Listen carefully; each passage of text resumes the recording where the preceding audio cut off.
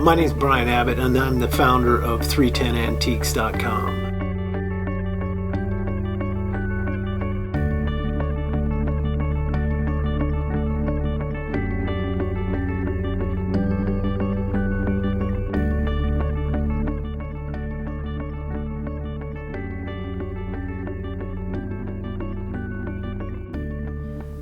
So, you may have a painting in your house, something that's maybe an oil painting, a pastel, something like that, that's framed, that's hanging on your wall, and it can be hard for the novice to determine whether it's a good work of art, a valuable work of art, and there's some reasons why it can be hard. I'll show you one behind me here.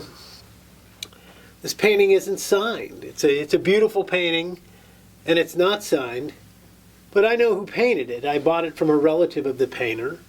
This is a William Frederick Foster still life oil painting. But if you didn't know that, if it hadn't come from a member of the family, it would have to be attributed. And something like this would be fairly difficult to attribute. The right person would have to see it and attribute it. Pretty tough. I'm going to show you some other things. Here's an example of a. Now, William Frederick Foster is a California painter. Here's another California painting. Now, this is not signed either on the front, but it is signed on the back. Eucalyptus Grove, Frank Coburn, another California painter.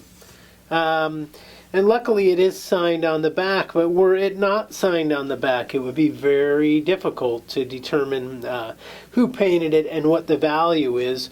Although somebody who deals in art that knows what they're doing would probably recognize that it was painted by a good painter. I'm going to show you another California painting just for the fun of it. And you know, sometimes these things, people look at them and they don't think they're great painting, but beauty when it comes to art really is in the eye of the beholder. And this painting was is by Alice Bryant, yet another California painter. It's a good painting. She never really painted enough material to supply the market, essentially. So her items come on the market so seldom that there's just not a great demand for it. But she's a great painter. And it's a really great California plein air painting. So it's the type of thing that could be hanging on somebody's wall at home, and they wouldn't know what it is or know that it's valuable.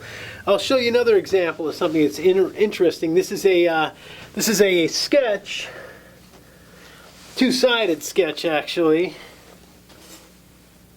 This is a sketch of a horse and a rider.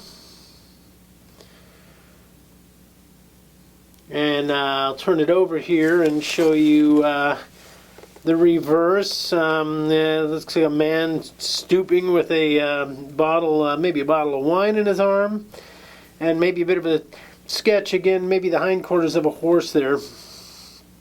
Now, this is signed, but it's signed with a monograph, and so you have to, a monograph being a combination of letters, you know, generally it comes from like monogram.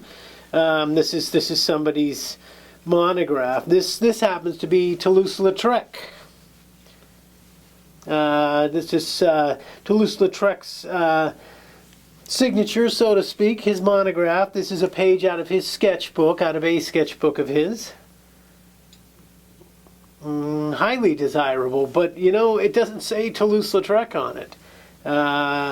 You would have to recognize his monograph, and once you do, it becomes valuable, certainly.